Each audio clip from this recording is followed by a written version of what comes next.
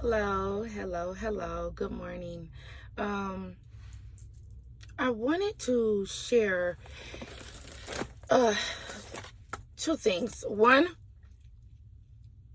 um, there is a 12-year-old boy, okay, named Thomas. He's in a juvenile center. He's being bullied, raped for the past 3 months. He is 5'8", between 5'8" and 5'9". Thomas is scheduled to be released this year. When he is released or going back into mom's custody, because he was taken out of custody because there's something going on with mom, something, I don't know, like either there was could be drugs, there's something serious going on with mom. Maybe mom even dealing with some kind of mental illness, because that's the reason why, like, Thomas was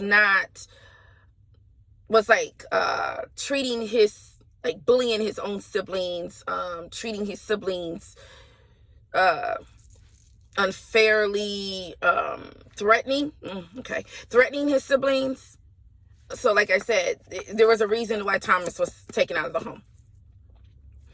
He wasn't taken into foster care because his case was so severe that they felt like he needed to go into the juvenile center.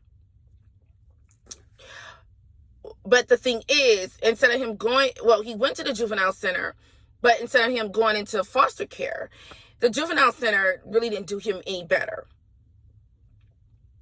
Because the juvenile center, either there are guards that are taking advantage of Thomas, or there are other inmates. Okay, this has been happening for like the past 3 months. He's going to need a lot of mental health. Okay. Mother of Thomas, they're going to try to, for insurance purposes, they're going to try to say that he's bipolar. Okay. But you need to go further into research, because he's going to have like splitting personality. So he's going to have multiple personalities disorder. He's dealing with a lot of trauma. There were some oral actions that he had to perform on some guards. Okay. There were some oral things that they made him do to other inmates, watching him. Okay. Watching him do these sexual acts.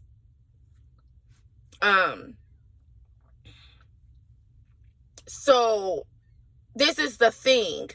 Like I said, Thomas, once again, is between 5'8" and 5'9". Okay. This has been happening to Thomas for the past 3 months. Okay. He's been bullied and raped several times being in this juvenile center. Thomas is scheduled to go back into the custody of mom this year. Okay. When Thomas is released back into the custody, released. I said laced. Like I said, it's a lot of crimes that's happening with like when I said crimes, yes I did, because these are crimes. I said laced, so like some might even be tied up. Because I was trying to say release and I said laced, or relaced. So like I say, might even be tied up. So it's some unjustly things going on in this juvenile center. Okay. He's going to need a lot of counseling help, a lot of mental health. Do not let insurance tell you that he's bipolar.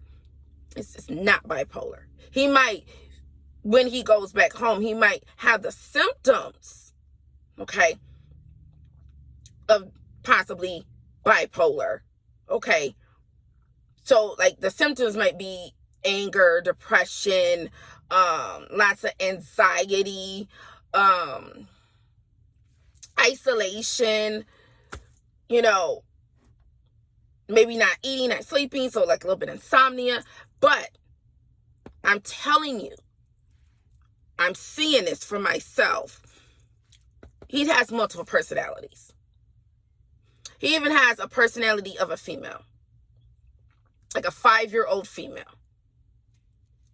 that, you know, that he goes to as like it's like a safe place. One thing about multiple personalities is that when they are going through these different personalities, there's always like a gatekeeper, okay? So there's like a gatekeeper. I don't know, this 5-year-old might be the gatekeeper. She's the one who kind of like protects his other personalities. He might have like two or three other ones. Like I said, it's not bipolar. Do not let them give him medication for bipolar. I'm telling you, if you're experiencing issues with Thomas when he was in the home with his other siblings, and that was the reason why he went into juvenile, was getting in trouble at school, I'm telling you, he has multiple personality disorder. It needs to be really looked into. Do not let insurances tell you it's bipolar. Okay? Because insurances will say it's bipolar, especially if he's like part of like the Medicaid. Excuse me, like Medicaid. Then they're going to say that it's bipolar because insurances will pay for bipolar. Like more like personal insurances, like jobs. When you have like a job and your job has insurance, like health insurance, they'll look into that multiple personality disorder. I don't know, but I just would not let like get a forensics on Thomas. Maybe take him to the forensic center because before he is released to go with mom, there needs to be an evaluation on him because this is being done in this juvenile center. So don't even let the juvenile center social workers, just going to be honest, assess him. This needs to be assessed outside, because so he can get a true evaluation. Multiple personality disorder.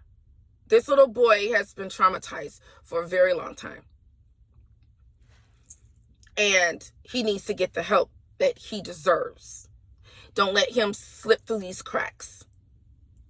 I like I said, this could be like the result of like I don't want to say like a serial killer or nothing like that, but it can progress to being very bad. I will say that he could actually be a danger to society if he doesn't get this help. So like I said, hopefully y'all take this serious, because Thomas needs some help. Like I said, it's the mother of Thomas. If the mother of Thomas is not willing to, help him and give him the help that he deserves, hopefully there will be another family member that will want to take on that responsibility and help Thomas. Okay. My next thing, this, I want to say, I was woke up out of my sleep on both of these situations.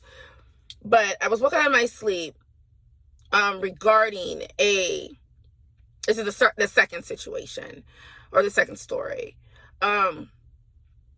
This is a past energy, okay, that wants his story to be told, okay.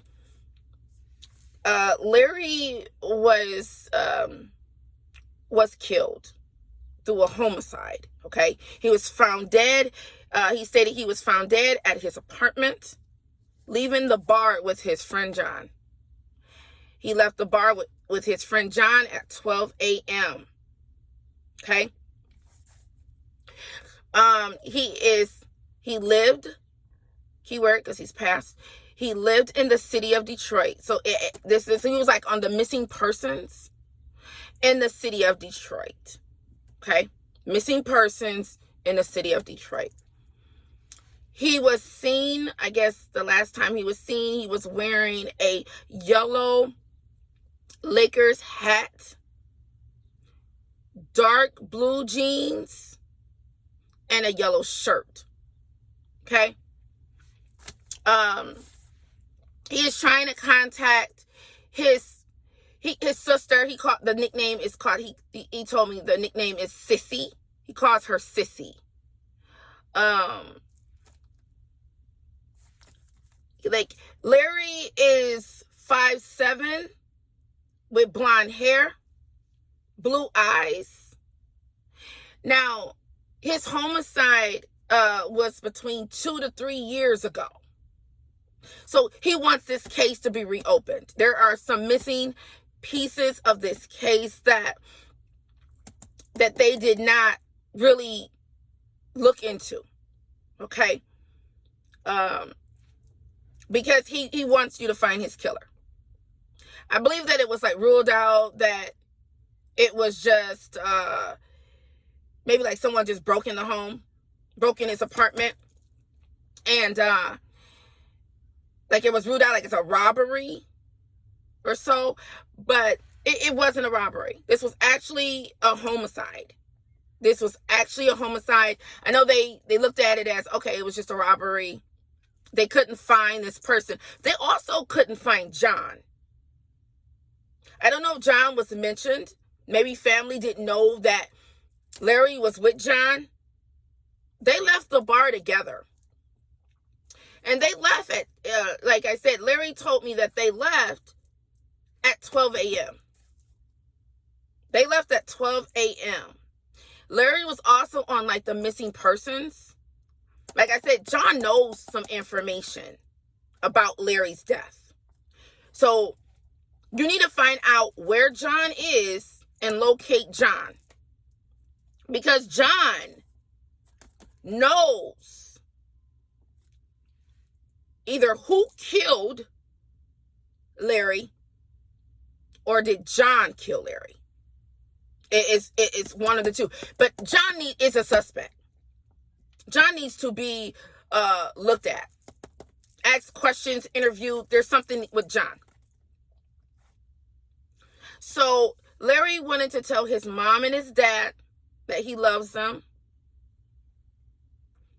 Another valuable piece to this case was the time of death. The time of death was like 4:50. I don't know if it's 4:50 a.m. or it was 4:50 p.m.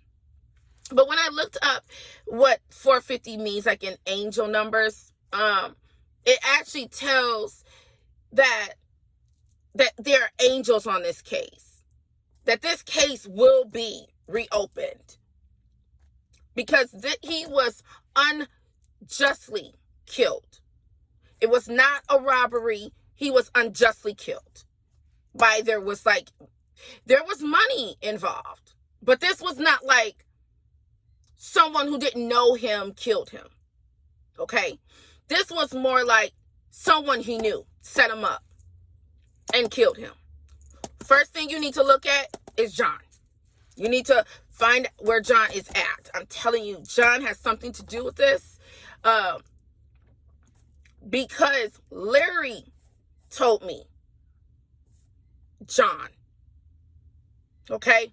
You need to find John. John has something to do with this murder. The way that Larry was killed. The time of death also is a valuable piece to this case. So, all right, you guys. Like I said, I'm pray that this gets to the person it needs to get to. The police need to open this up. Like I said, Larry, he is out. He lived in the city of Detroit. So this was missing persons of the city of Detroit. It needs to be reopened. Needs to be reopened. Larry says that he wants justice to be served, and he wants his killer. They want you to find his real killer. So, all right. So, okay, I love you guys. Always heal. Always stay protected. Always forgive. And always love yourself. Self-love, self-worth, and self-respect. And always thank God. Always connect with God. Always thank Him every morning. Whether you're having a bad day, whether you are, experiencing turmoil in your life, conflict and confusion, give God thanks. Because He's the one who can turn your day around. He's the one that can turn that bad situation to a good situation. Okay? But He wants you to recognize who He is.